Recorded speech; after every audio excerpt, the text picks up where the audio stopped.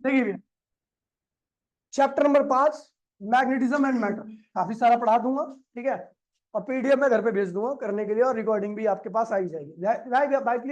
भाई प्लीज ध्यान दीजिए, भाई प्लीज रैप्टा मार दूं आपके आगे घर पे, ठीक है। Magnet and magnetism. मैग्नेट क्या होता है? मैग्नेट वो होता है जो दूसरी मैग्नेटिक चीजों को, आयरन निकल कोबाल्ट जैसी चीजों को अपनी तरफ क्या करता है, खींचता है, उसे हम मैग्नेट कहते हैं, ठीक है भैया। मैग्नेट के पास दो प्रॉपर्टी होती है, एक होती है अट्रैक्टिव, दूसरी होती है डायरेक्टिव। अट्रैक्टिव प्रॉपर्टी के हिसाब से ये अपने आसपास रखे मैग्नेटिक सब्सटेंस को अपनी तरफ क्या करता है, खींचता है। और डायरेक्टिव प्रॉपर्टी के हिसाब से फ्रीली सस्पेंडेड मैग्नेट जो होता है वो अर्थ की मैग्नेटिक फील्ड के हिसाब से अपने आप को क्या करता है, अलाइन कर लेता है। आपको पता होगा कंपास जो होता है वो अर्थ की मैग्नेटिक फील्ड के अकॉर्डिंग ही अपने आप को अलाइन करता है। होता क्या है, कंपास की जो नीडल होती है खुद मैग्नेट होती है। कंपास की नीडल क्या होती है, मैग्नेट होती है। जैसे ही उसको अर्थ की मैग्नेटिक फील्ड के अंदर रखा जाता है वैसे ही वो क्या करता है, अर्थ की मैग्नेटिक फील्ड के हिसाब से अपनी नीडल को क्या करता है, अलाइन कर लेता है, क्योंकि उसकी नीडल किसकी है, मैग्नेट की। तो वही है, क्या है कह रहा भैया, magnet is a material that has both attractive and directive property. Attractive मतलब कि it attract small piece of iron nickel cobalt, ठीक है, इसे मैग्नेटिक मटेरियल कहते हैं, ठीक है। और this property of attraction is called magnetism. इस प्रॉपर्टी को जो अट्रैक्शन कर रहा है, वो जो अट्रैक्शन शो कर रहा है, उसे हम क्या कहते हैं भैया, मैग्नेटिज्म कहते हैं, ठीक है। चलो आगे बढ़ते हैं भैया। बात डायरेक्टिव प्रॉपर्टी की बात की, मैंने कहा इस प्रॉपर्टी के हिसाब से एक फ्रीली सस्पेंडेड मैग्नेट जो होता है वो अर्थ की मैग्नेटिक फील्ड के हिसाब से अपने आप को क्या करता है, अलाइन कर लेता है। मतलब जहां पे अर्थ का साउथ पोल होता है वहां पे मैग्नेट का क्या आता है, और जहां पे अर्थ का नॉर्थ पोल होता है वहां पर क्या आता है उसका।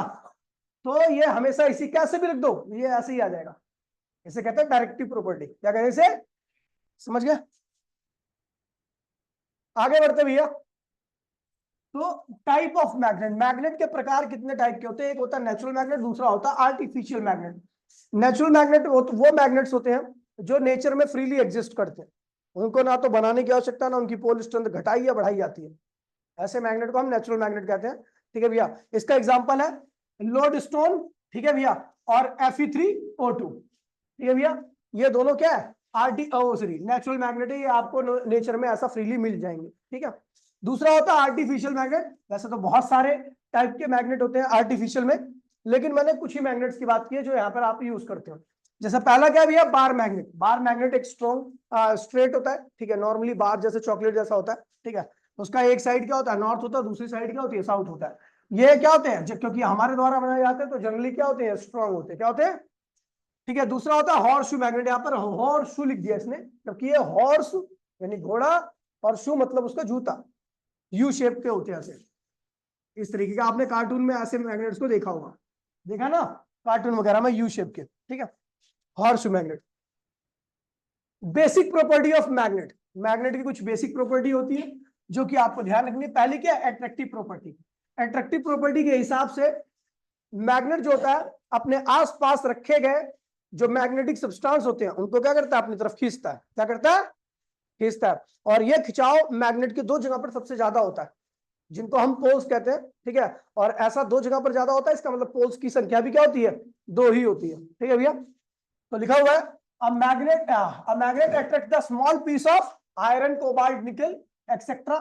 When a magnet is brought near a heaps of iron flings. heaps of iron flings का मतलब होता है आयरन का बुरादा टुकड़ा, जो जब हम लोहे को काटते हैं तो जो टुकड़ा नीचे गिरता है ना उसे आयरन फ्लिंग्स कहते हैं, ठीक है, हिप्स ऑफ आयरन फ्लिंग्स, ठीक है भैया। जब उनको रखा जाता है तो आयरन क्या करता है भैया, इस पूरे मैग्नेट पे हर जगह पर क्या होता है, चिपक जाता है। लेकिन सबसे ज्यादा कहां पे चिपक जाता है, दो जगह पर, ठीक है भैया। यहाँ पर ग्रेटर अट्रैक्शन होता है, उनको हम क्या कहते हैं भैया, पोल, क्या कहते हैं। तो एक मैग्नेट के पास दो पोल होते हैं, तो यहाँ पे लिखा हुआ है the ends of the magnet shows greater attraction. जो एंड होते हैं वहां पर आपको अट्रैक्शन क्या मिलेगा, ज्यादा मिलेगा। These ends where the magnetic attraction is maximum, क्या कहते हैं भैया, पोल कहते हैं। हर मैग्नेट के पास दो पोल होते हैं, समझ गए भैया। आगे बढ़े। डायरेक्टिव प्रॉपर्टी आपको याद होगा, अभी मैंने थोड़ी पहले बताया था। इस प्रॉपर्टी के हिसाब से कोई भी फ्रीली सस्पेंडेड मैग्नेट अपने आप को अर्थ की मैग्नेटिक फील्ड के हिसाब से क्या करता है, अलाइन कर लेता है, ठीक है भैया। तो वही लिखा हुआ है every magnet align itself according to earth magnetic field, ठीक है भैया। दूसरी अगली प्रॉपर्टी है कि लाइक पोल्स यानी नॉर्थ और नॉर्थ या साउथ एक दूसरे को क्या करते हैं भैया, रिपेल करते हैं, जबकि अनलाइक पोल साउथ या नॉर्थ एक दूसरे को क्या करते हैं भैया, अट्रैक्ट करते हैं। ठीक है, अगला है कि magnetic poles always exist in pair. आपने देखा होगा पॉजिटिव चार्ज अकेला रह सकता है, नेगेटिव चार्ज भी अकेला रह सकता है, पॉजिटिव और नेगेटिव साथ में रह सकते हैं।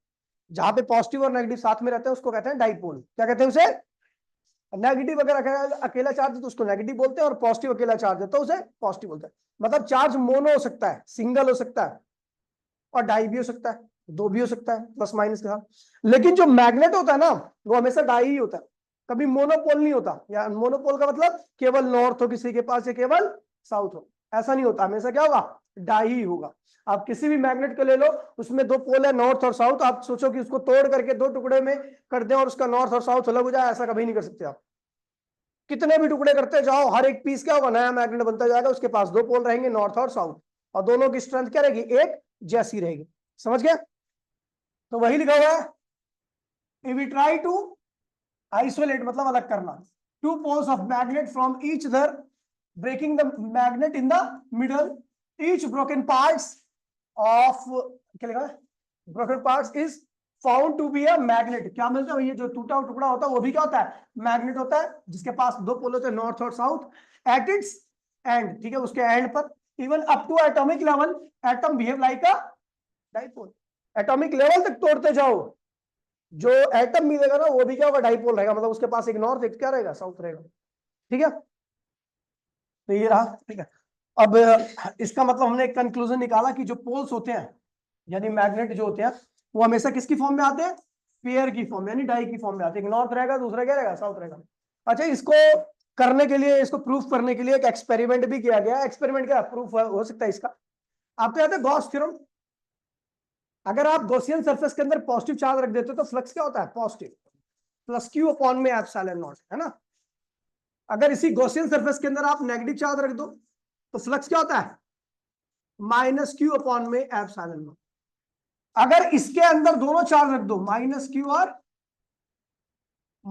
और प्लस क्यू, तो टोटल फ्लक्स क्या होगा, जीरो हो जाएगा। क्या आ जाएगा, यानी चार्ज के केस में आउटवर्ड फ्लक्स पॉजिटिव, जहां पे पॉजिटिव चार्ज होता है तो फ्लक्स, इलेक्ट्रिक फील्ड लाइन बाहर निकलती है, वहां पर जो फ्लक्स होता है उसे आउटवर्ड फ्लक्स कहते हैं। आपको याद होगा मैंने बताया था, जहां पे नेगेटिव चार्ज होता है वहां पे इलेक्ट्रिक फील्ड लाइन क्या होती है, अंदर की तरफ आती है, वहां पे जो फ्लक्स होता है वो इनवर्ड फ्लक्स कहलाता है।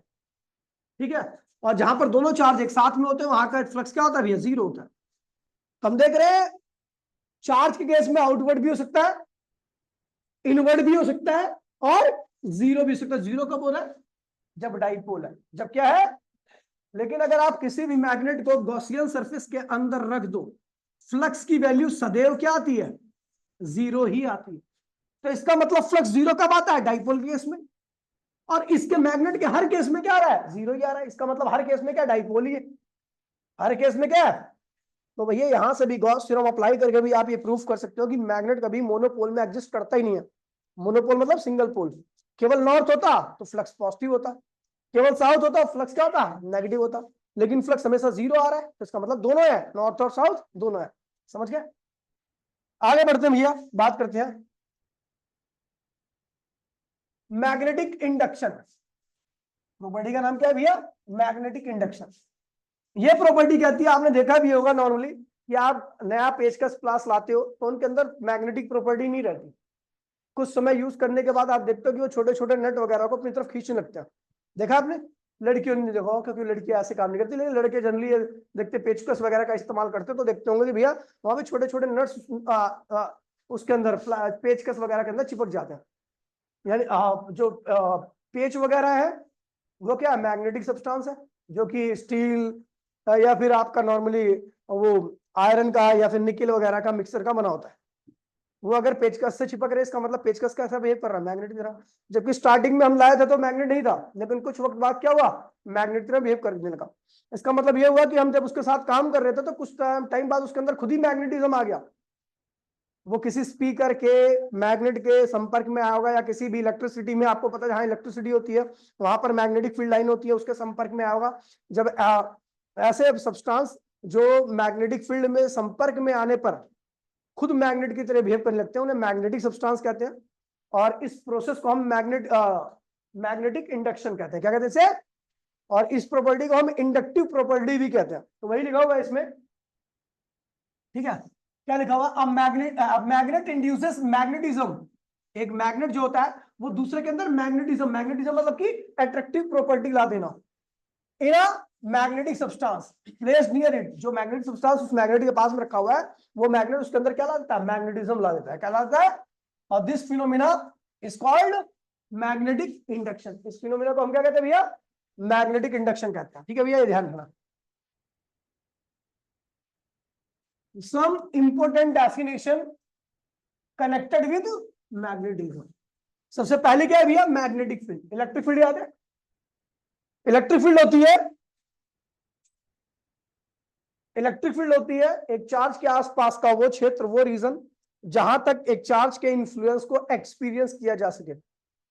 एक चार्ज के आसपास का वो क्षेत्र, वो रीजन जहां तक उसके इन्फ्लुएंस को क्या किया जा सके, उसे मैग्नेट इलेक्ट्रिक फील्ड कहते हैं। ऐसे बिल्कुल सेम एक मैग्नेट के आसपास का वो क्षेत्र जहां तक उसके इफेक्ट को क्या किया सके, एक्सपीरियंस किया जा सके, उसे हम क्या कहते हैं भैया? मैग्नेटिक फील्ड कहते हैं।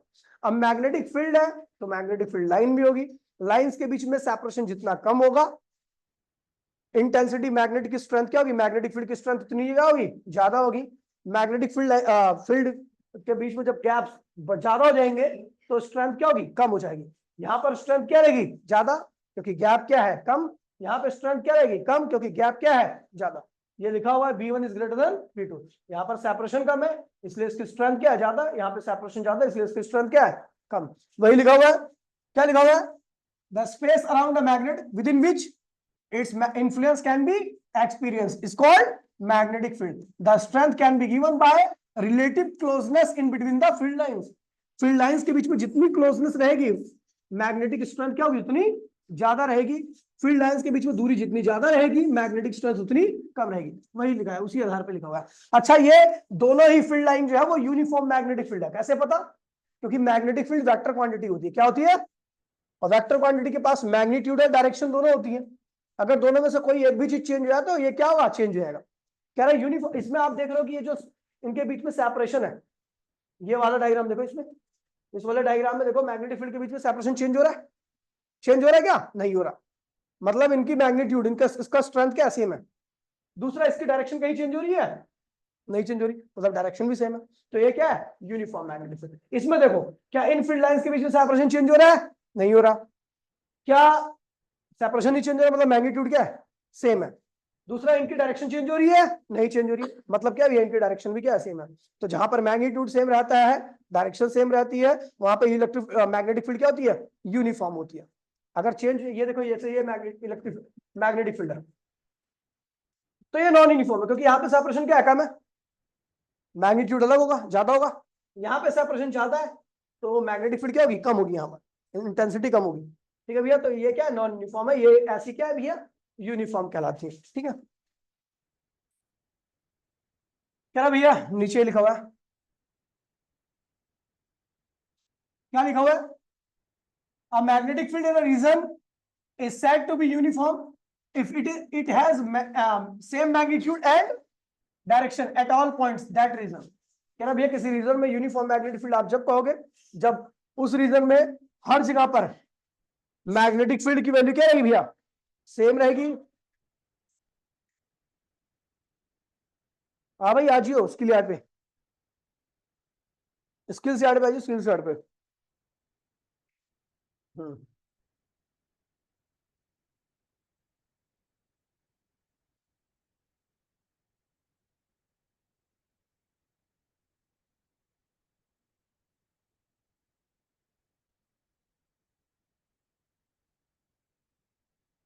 देखिए भैया, ठीक है, तो यूनिफॉर्म मैग्नेटिक फील्ड क्या होती है? ऐसी फील्ड जिसका ना तो मैग्नीट्यूड चेंज हो रहा ना ही डायरेक्शन। ऐसी फील्ड को हम क्या कहते हैं भैया? यूनिफॉर्म मैग्नेटिक फील्ड कहते हैं। ऊपर जो डायग्राम बनाए थे दोनों, वो यूनिफॉर्म मैग्नेटिक फील्ड के ही थे।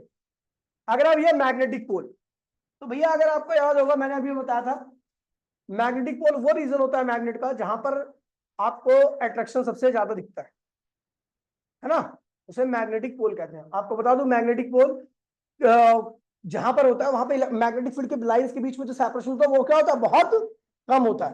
क्या होता है, जहां पे पोल होता है वहां पे इंटेंसिटी, मैग्नेटिक फील्ड की इंटेंसिटी क्या होती है, बहुत ज्यादा होती है। अट्रैक्शन भी क्या होगा, बहुत ज्यादा होगा। फील्ड लाइंस के बीच में सेपरेशन क्या होगा, बहुत कम होगा। और आपको बता दूं, पोल मैग्नेट के हमेशा थोड़ा सा अंदर की तरफ होते हैं। क्या होते हैं, आपको कोई मैग्नेट दे दिया, 4 मीटर का मैग्नेट है, तो वो 4 मीटर का मैग्नेट में जो पोल्स के बीच की दूरी होगी 4 मीटर नहीं होगी, वो क्या होगी, 4 मीटर से थोड़ी सी कम होगी, क्योंकि ये पोल होते हैं वो मैग्नेट के एंड पर नहीं, थोड़ा सा अंदर की तरफ लाई करते हैं। अब देखिए वही लिखा हुआ है, क्या होता है ये, these are the region of apparently concentrated magnetic field strength. यहां पर मैग्नेटिक फील्ड क्या होती है, काफी ज्यादा होती है। ठीक है, in a magnet where the magnetic attraction is maximum, यहां पर अट्रैक्शन क्या होता है, मैक्सिमम होता है। These poles of magnet lies somewhat inside the magnet, ये पोल्स थोड़े से क्या होते हैं, मैग्नेट के अंदर की तरफ होते हैं। And not at its geometrical length, यहां पर नहीं होते, यहां पर ये नहीं होते, ये थोड़ा सा अंदर होते हैं। ये रहा नॉर्थ और ये रहा क्या भैया, समझ गया, समझे। फिर उसके बाद लिखा हुआ है, यहां से यहां तक की दूरी को, यहां से यहां तक की दूरी को हम क्या कहते हैं भैया, ज्योमेट्रिकल लेंथ। क्या कहते हैं, और नॉर्थ और साउथ पोल्स के बीच की दूरी को हम क्या कहते हैं भैया, मैग्नेटिक लेंथ। अगर आप मैग्नेटिक लेंथ और ज्योमेट्रिकल लेंथ का रेशियो निकालते हो तो क्या आता है भैया, 0.64। और ये हर मैग्नेट के लिए बिल्कुल ऐसा ही लगता है, समझ गया, 0.6, ये सॉरी 84 होता है शायद, 0.84, 0.84, आप इसको 84 लिख देना, ठीक है, 0.84। और ये रेशियो हर मैग्नेट के लिए क्या रहेगा, सेम रहेगा। उसकी लेंथ और उसके पोल्स के बीच की दूरी का जो रेशियो आएगा, हर मैग्नेट, चाहे वो मैग्नेट कितना ही बड़ा क्यों ना हो, ये रेशियो में ही आएगा।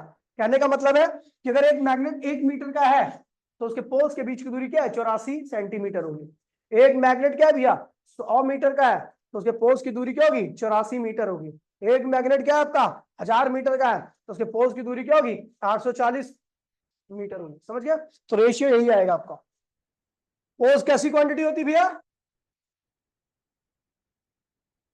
पोल्स कैसी क्वांटिटी होती है। अच्छा, पोल का काम क्या होता है, मैग्नेटिक फील्ड क्रिएट करना, मैग्नेटिक फील्ड। और आपको याद है पिछले चैप्टर हमने करंट कैरिंग एलिमेंट देखा था, क्या देखा था, उसकी वैल्यू क्या थी, आई इंटू में डीएल। ये भी क्या करता था, मैग्नेटिक फील्ड क्रिएट करता था। पोल भी मैग्नेटिक फील्ड क्रिएट करता है, ये करंट कैरिंग एलिमेंट भी क्या करते हैं, मैग्नेटिक फील्ड क्रिएट करते हैं। इसलिए इसकी एसआई यूनिट और उसकी एसआई यूनिट क्या होती है, सेम रहती है। इसके एसआई यूनिट क्या होगी, करंट की क्या होती है, एम्पियर, और डीएल क्या लेंथ है तो इसकी क्या होगी, इसलिए पोल स्ट्रेंथ की भी एसआई यूनिट क्या होती है, एम्पियर मीटर। क्योंकि दोनों का बिहेवियर सेम है, लेकिन हाँ दोनों में एक डिफरेंस है। Current carrying element vector quantity होता है और ये कैसी होता है, स्केलर क्वांटिटी, ये ध्यान रखना, ठीक है भैया। अब देखिए ये लाइन के बीच में ध्यान रखना, जो लाइन नॉर्थ से साउथ की तरफ जाती है उसको हम क्या कहते हैं भैया, मैग्नेटिक एक्सिस। क्या कहते हैं, और जो लाइन इस एक्सिस के, मैग्नेटिक एक्सिस के परपेंडिकुलर होती है और मैग्नेट को बाइसेक्ट करती है, बाइसेक्ट मतलब दो आधे आधे पार्ट में डिवाइड करती है, उसको हम क्या कहते हैं भैया, मैग्नेटिक इक्वेटर। और ये ध्यान रखना, मैग्नेटिक एक्सिस और मैग्नेटिक इक्वेटर दोनों एक दूसरे क्या होते हैं, परपेंडिकुलर होते हैं। क्या होते हैं, अभी आपने ज्योमेट्रिकल लेंथ पढ़ा था, जो मैग्नेट की एक्चुअल लेंथ होती है उसी को ज्योमेट्रिकल लेंथ या ज्योग्राफिकल लेंथ भी कहते हैं। क्या कहते हैं, आपके पास एक मैग्नेट है, उसको स्केल से नापो कितना लंबा, जो लंबाई आप देखोगे उसे क्या कहेंगे, ज्योग्राफिकल लेंथ। लेकिन जो उसके नॉर्थ और साउथ के बीच की दूरी रहेगी उसे क्या कहेंगे भैया, मैग्नेटिक लेंथ। समझ गए। अब बात करते हैं भैया Coulomb's law of magnetic force. देखिए भैया आपने इलेक्ट्रिक फोर्स पढ़ा था, याद है क्या था, दो चार्जेस के बीच की दूरी दोनों चार्जेस के प्रोडक्ट के डायरेक्टली होती है, और दो चार्ज के बीच की जो फोर्स होता है वो उनके बीच की दूरी के स्क्वायर के इनवर्सली होता है। ऐसे ही दो पोल है, एक मैग्नेट का M1 पोल है, दूसरे, अच्छा पोल को हम M से लिखते हैं, किससे, स्मॉल m से। तो एक मैग्नेट का पोल स्ट्रेंथ कितनी है M1, दूसरे मैग्नेट की पोल स्ट्रेंथ कितनी है M2। इनके बीच में जो भी फोर्स लगेगा, मे बी अट्रैक्टिव और रिपल्सिव, वो फोर्स किस पे डिपेंड करेगा, दोनों पोल स्ट्रेंथ के प्रोडक्ट के। अगर दोनों पोल्स की स्ट्रेंथ का प्रोडक्ट ज्यादा आ रहा है तो उनके बीच में लगने वाला फोर्स भी क्या होगा, ज्यादा होगा। और दोनों पोल्स की स्ट्रेंथ का प्रोडक्ट अगर कम आ रहा है तो लगने वाला फोर्स क्या होगा, कम होगा। अच्छा, दोनों पोल्स के बीच की दूरी जितनी ज्यादा होगी उनके बीच में लगने वाला फोर्स क्या होगा, उतना कम होगा। दोनों पोल्स के बीच की दूरी जितनी कम होगी उनके बीच में लगने वाला फोर्स क्या होगा, उतना ही ज्यादा होगा। वही लिखा हुआ है, this law states that the force of attraction और repulsion in between magnetic poles is directly proportional to product of their pole strength and inversely proportional to square of the distance between their pole. ठीक है भैया, poles के square जो distance होता है उसके square के इनवर्सली होता है। ठीक है भैया, हमने कंबाइन किया इक्वेशन को, इन दोनों इक्वेशंस को हमने कंबाइन किया, ये आया। इस प्रोपोर्शनलिटी साइन को हटाने के लिए हमने कांस्टेंट का इस्तेमाल किया, के का। इस के की वैल्यू आप सब जानते हो क्योंकि ये मैग्नेटिक कांस्टेंट है, और मैग्नेटिक कांस्टेंट की वैल्यू क्या होती है, म्यू नॉट अपॉन में 4 पाई, जिसकी न्यूमेरिकल वैल्यू क्या होती है 10 टू द पावर -7। अच्छा, एसआई यूनिट क्या होगी के की, तो चलो एसआई यूनिट निकाल लेते हैं। के की एसआई यूनिट निकालनी है, फोर्स की क्या होती है न्यूटन, के की निकालनी है, पोल की क्या होगी एम्पियर मीटर। ये 2 बार है पोल तो क्या होगा, स्क्वायर कर दीजिए। नीचे भी क्या है, ये और ये स्क्वायर कैंसिल, तो के क्या होगा न्यूटन,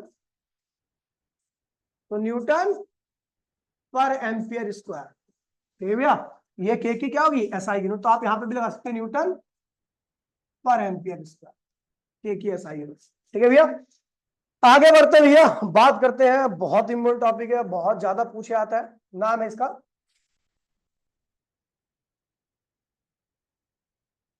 मैग्नेटिक मूवमेंट और ऑफ बार मैग्नेट। मूवमेंट का मतलब होता है टर्न कर जाना, क्या कर जाना, कोई चीज अगर टर्न कर रही है तो उसके अंदर मूवमेंट होगा, कोई चीज अगर टर्न कर जा रही है तो उसके अंदर क्या होगा, मूवमेंट होगा। ठीक है भैया, हम मैग्नेट की मूवमेंट की बात कर रहे हैं, किसकी बात कर रहे हैं, मैग्नेट की मूवमेंट की बात कर रहे हैं। मतलब मैग्नेट टर्न करता है, ठीक है, तो ये कब टर्न करता है, कोई मैग्नेट अपने आप थोड़ी ना टर्न कर जाएगा कि ऐसा रख दो उसको अंदर टर्निंग इफेक्ट आ जाएगा, नहीं आएगा। तो हम क्या करते हैं, एक मैग्नेट को लेते हैं और कहाँ रखते हैं उसको, मैग्नेटिक फील्ड में। कहाँ रखते हैं, तो मैग्नेट को जब आप मैग्नेटिक फील्ड में रखोगे तो मैग्नेट के पोल्स की मैग्नेटिक फील्ड और जिस मैग्नेटिक फील्ड में आपने रखा है वो मैग्नेटिक फील्ड, उन दोनों के बीच में क्या होता है, इंट्रैक्शन होता है। क्या होता है, और इंट्रैक्शन से दोनों एंड पर क्या लगता है, फोर्स। क्या लगता है, और जब दोनों एंड पे लगेगा फोर्स तो ये मैग्नेट क्या होगा, टर्न कर जाएगा। इसी टर्निंग इफेक्ट को हम क्या कहते हैं भैया, मैग्नेटिक मूवमेंट कहते हैं। याद होगा आपको इलेक्ट्रोडाइपोल मूवमेंट कराया था मैंने, तो उससे ही मिलता जुलता टॉपिक है। कह रहा है भैया, when a bar magnet placed in a uniform magnetic field it experience turning effect, this turning effect is known as magnetic dipole movement, जिसको हम किससे लिखते हैं, कैपिटल एम से। हमने क्या लिया यहाँ पर, ये मैग्नेटिक फील्ड है, ठीक है। एक डाइपोल लिया जिसका पोल स्ट्रेंथ क्या थी, साउथ की एम थी और नॉर्थ की भी क्या थी, एम थी। जब हमने इसको मैग्नेटिक फील्ड में रखा तो आपको पता भैया, ये जो नॉर्थ है वो कहाँ जाएगा, साउथ की तरफ, और ये जो साउथ है इसका कहाँ जाएगा, इसके अंदर क्या आ गया, टर्निंग इफेक्ट आ गया। इसी टर्निंग इफेक्ट को हम क्या कहते हैं भैया, मैग्नेटिक मूवमेंट। और बाय ऑब्जर्वेशन देखा गया है कि ये जो मैग्नेटिक मूवमेंट है वो पोल स्ट्रेंथ के डायरेक्टली है। क्यों, क्योंकि भैया आपको पता है अगर मैग्नेट की पोल स्ट्रेंथ ज्यादा होगी तो बाहर की मैग्नेटिक फील्ड के साथ इंटरेक्शन भी क्या करेगा, ज्यादा करेगा।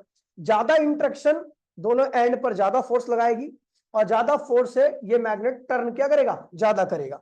यानी टर्निंग इफेक्ट क्या होगा इसके अंदर, ये टर्निंग इफेक्ट है ना, वो किसकी वजह से पड़ रहा है, पोल स्ट्रेंथ ज्यादा, इंटरेक्शन बाहर की मैग्नेटिक फील्ड और पोल के बीच में क्या होगा, ज्यादा। या बाहर की मैग्नेटिक फील्ड और पोल्स के बीच में ज्यादा इंटरेक्शन होगा तो ये क्या होगा, मूवमेंट उसके अंदर क्या होगी, ज्यादा होगी। अच्छा, आपको पता है जो चीजें बड़ी होती है, जिसका साइज बड़ा होता है उसके अंदर टर्निंग इफेक्ट क्या होता है, ज्यादा आता है। छोटी चीजें इनका साइज छोटा होता है उनके अंदर टर्निंग इफेक्ट क्या आता है, कम आता है। एग्जाम्पल में आपका दरवाजा आसानी से टर्न कर जाता है कि तो उसका साइज क्या आ जाता है, और जो आपका जो एक खिड़की होती है वो आसानी से टर्न नहीं कर पाती कि उनका साइज क्या कम है। छोटी रिंच से कोई नट आसानी से नहीं खुलता, जो रिंच बड़ी होती है उससे नट क्या होता है, आसानी से खुल जाता है क्योंकि उसका साइज बड़ा है, उसके अंदर टर्निंग इफेक्ट क्या है, ज्यादा है। तो इसलिए डाइपोल का साइज जितना बड़ा होगा, यानी 2L, और डाइपोल का साइज को हम किससे लिखते हैं, 2L से। किससे लिखते हैं, और ये क्यों लिखते हैं, क्योंकि कैलकुलेशन आसान कर देता है। ठीक है, डाइपोल का साइज जितना ज्यादा रहेगा टर्निंग इफेक्ट क्या होगा, उतना ही ज्यादा रहेगा। और डाइपोल के अंदर जो टर्निंग इफेक्ट होगा उसको किससे लिखते हैं, एम से। तो टर्निंग इफेक्ट किस पे डिपेंड कर रहा है, तो डाइपोल पोल स्ट्रेंथ पे, दूसरा क्या भी है, डाइपोल के साइज पे। इन दोनों कंबाइन किया मैंने, M is directly equal to M into में 2L। एम क्या है, पोल स्ट्रेंथ, और 2l क्या है, सेपरेशन या साइज ऑफ डाइपोल। ठीक है भैया। अच्छा, इस प्रोपोर्शनलिटी साइन को हटाने के लिए हमने क्या लगा दिया, कांस्टेंट लगा दिया। कांस्टेंट की वैल्यू क्या होती है, तो हमने देखी है भैया मैग्नेटिक डाइपोल मोमेंट का फॉर्मूला क्या हो गया, मैग्नेटिक डाइपोल मोमेंट का फॉर्मूला क्या हो गया, पोल स्ट्रेंथ इनटू में separation in between pole, pole strength into में, ये क्या है पोल स्ट्रेंथ है और ये क्या है पोल्स के बीच का सेपरेशन। अच्छा देखिए,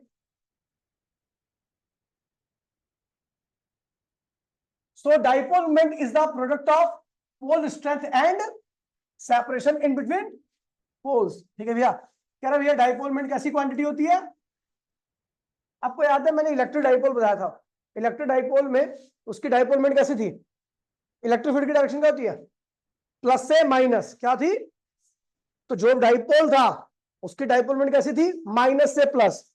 तो बिल्कुल सेम मैग्नेटिक फील्ड की डायरेक्शन क्या होती है, नॉर्थ से साउथ।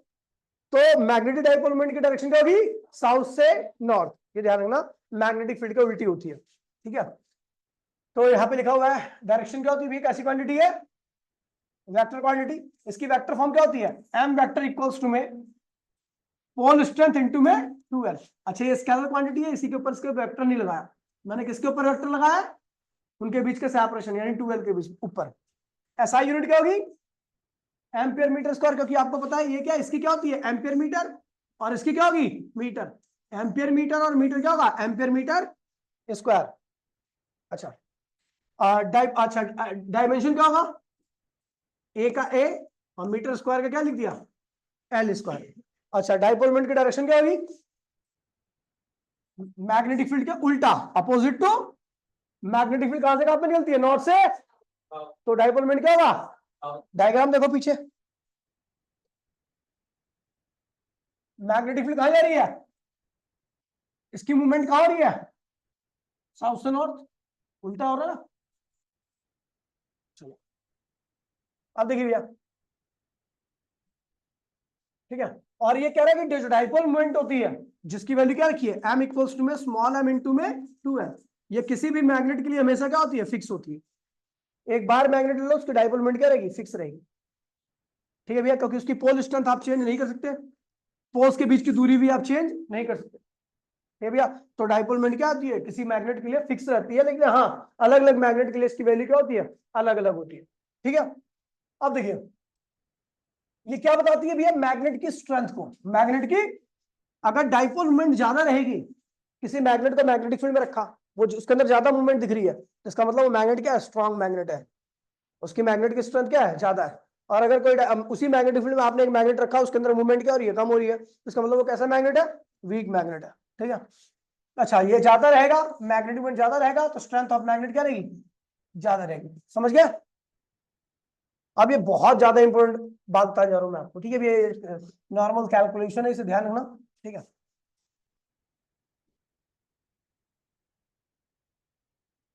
देखिए भैया एक मैग्नेट है, और एक बात है यहां ध्यान रखना, जो पोल स्ट्रेंथ होती है वो मैग्नेट के एरिया ऑफ क्रॉस सेक्शन पे डिपेंड करती है। देखिए मान लीजिए ये हमारे पास एक मैग्नेट है, ठीक है, ये पोल स्ट्रेंथ है इसकी एम। ठीक है, अगर आप मैग्नेट को ऐसे काटते हो तो इसका एरिया नहीं चेंज हो रहा, केवल लेंथ चेंज हो रही है। तो ऐसे काटने पर केवल मैग्नेट की लेंथ में बदलाव आता है, एरिया नहीं चेंज होता। और जब एरिया चेंज नहीं होगा तो पोल स्ट्रेंथ वही रहेगी। लेकिन यदि आप मैग्नेट को ऐसे काट देते हो तो एरिया कम हो गया, ये एरिया इसको कह रहा हूं, ये एरिया क्रॉस सेक्शन एरिया ये कम हो गया, आधा हो गया, तो भैया पोल स्ट्रेंथ भी क्या होगी, हाफ हो जाएगी। अगर इसको आप 4 पार्ट में काट दो तो पोल स्ट्रेंथ क्या होगी, 4 गुना कम हो जाएगी। समझ गया। तो आप ये ध्यान रखना कि जो पोल स्ट्रेंथ होती है वो एरिया ऑफ क्रॉस सेक्शन पे डिपेंड करती है। अगर एरिया ऑफ क्रॉस सेक्शन आप चेंज नहीं कर रहे तो पोल स्ट्रेंथ में भी कोई फर्क नहीं आएगा। और यदि आप एरिया ऑफ क्रॉस सेक्शन को आधा कर दे रहे हो, 1/3 कर दे रहे हो, जितना भी कर दे रहे हो, पोल स्ट्रेंथ उतनी क्या होगी, कम हो जाएगी। समझ गया। चलो, तो अगर मैं बोलूंगा pole strength depends upon the area of cross section, ये लिख लेना कहीं पे कि pole strength depends upon the area of cross section. Magnet का जितना ज्यादा रहेगा उसकी स्ट्रेंथ क्या होगी, उतनी नहीं तो कम। ठीक है भैया, अब देखिए ये एक मैग्नेट है जिसकी पोल स्ट्रेंथ क्या है, m, और इसकी लंबाई कितनी है, 2l। तो इसका मैग्नेटिक मोमेंट क्या होगा, m इंटू में 12। कोई दिक्कत तो नहीं है। अच्छा देखिए, पहले केस में मैंने क्या किया, if we cut along its axis, axis समझते ना, ऐसा बीचों बीच से काट दिया ऐसा, तो बीचों बीच से काटोगे तो एरिया क्या होगा, आधा हो जाएगा। पोल स्ट्रेंथ क्या हो जाएगी, हाफ, लेकिन लेंथ क्या रहेगी वही जैसे पहले थी, क्योंकि हमने क्या काटा है, एक्सिस से काटा है। हमने कहा दो लाइन है, मैंने बताया था दो लाइन होती है, एक एक्सियल लाइन होती है, एक इक्वेटोरियल लाइन होती है। एक्सियल क्या होती है, नॉर्थ से साउथ की तरफ जाती है। अगर आप नॉर्थ से साउथ की तरफ काट रहे हो उसको, तो आधा आधा मैग्नेट हो जाएगा। मैग्नेट का एरिया आधा हो गया, तो इसलिए पोल स्ट्रेंथ भी क्या होगी, आधी होगी, लंबाई उतनी है। अब देखिए, तो मैग्नेटिक मोमेंट क्या होगा इस केस का, m2 इक्वल्स टू में मैग्नेटिक मोमेंट का फॉर्मूला क्या है, पोल स्ट्रेंथ इनटू में सेपरेशन। तो पोल स्ट्रेंथ कितनी है भैया, और सेपरेशन कितना है 2l, समझ गया। तो m इंटू में 2l क्या हो जाएगा, m इंटू में 2l क्या होगा, m इंटू में 2l क्या है भैया, कैपिटल M। हम देख रहे हैं m इंटू में 2l क्या हो रहा है, कैपिटल M, लेकिन दो भी लगा। इसका मतलब अगर आप बीचों बीच मैग्नेट को काटते हो, मैग्नेट को ऐसे फाड़ देते हो बीच में से, तो भैया उसका मैग्नेटिक मोमेंट क्या होगा, आधा हो जाएगा। जो ओरिजिनल मैग्नेट का मैग्नेटिक मोमेंट था उसका क्या होगा, आधा हो जाएगा। सेकंड केस देखिए, अगर मैग्नेट को हम इक्विटोरियली काटते हैं, मतलब बीचों बीच काटते हैं, बीचों बीच काटोगे तो एरिया चेंज नहीं होगा, इसलिए पोल स्ट्रेंथ क्या होगी, सेम रहेगी, लेकिन लंबाई क्या होगी, आधी हो जाएगी, L। समझ गया। देखिए भैया, M3 क्या होगा, मैग्नेटिक मोमेंट, मैग्नेटिक मोमेंट क्या होगा भैया, पोल स्ट्रेंथ तो है नहीं है, लेकिन लेंथ क्या उसकी है, पहले 12 थी, अब क्या होगी उसकी, हाफ होगी। तो m इंटू में 12 क्या होता है, m, यानी इस केस में भी मैग्नेटिक मोमेंट क्या होगी, हाफ हो जाएगी। यानी आप एक्सियली काटो या इक्वेटोरियली काटो मैग्नेट को, मैग्नेटिक मोमेंट क्या होती है, हाफ हो जाती है। अब देखिए, बहुत इंपॉर्टेंट आ रहा है। अब एक काम करते हैं, हम एक मैग्नेट लेते हैं, उसको ऐसे भी काटेंगे और ऐसे भी काटेंगे, और इतने पार्ट का करेंगे, तो उसमें देखा एरिया भी कम हो गया और लेंथ भी क्या होगी, हाफ होगी। तो एरिया कम हो गया तो पोल स्ट्रेंथ भी क्या होगी, हाफ, और लेंथ भी क्या होगी, आधी। तो m यानी पोल स्ट्रेंथ आधा और लेंथ भी क्या होगी, आधी। तो हमने क्या किया भैया,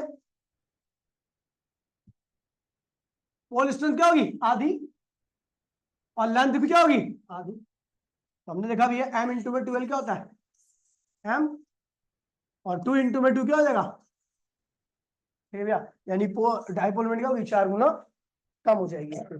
अब ये जो अगला केस आ रहा है ना, ये बहुत ज्यादा इंपॉर्टेंट है और एग्जाम में सीधा सीधा पूछे आता है वाला। अगर मान लीजिए आपने मैग्नेट को, जो कि ऐसा है, उसको आपने ऐसा यू शेप में बेंड कर दिया, ये सेमी सर्कल बन गया, क्या बन गया, तो इसकी लंबाई जितनी थी उतनी उतनी इसकी भी है। इसकी लंबाई कितनी है, तो इसकी भी लंबाई, इसका सरकमफेरेंस क्या होगा, 2l ही होगा। बताया नहीं बताया, क्योंकि वही तो है, तो इसका सरकमफेरेंस क्या होगा, 2l। सेमी सर्कल का सरकमफेरेंस क्या होता है, पाई r, और यहां पर क्या किसके बराबर है, 2l के। पाई r को क्या लिखते हो, डायमीटर अपॉन में 2, और क्या हुआ 2l, कोई दिक्कत तो नहीं है।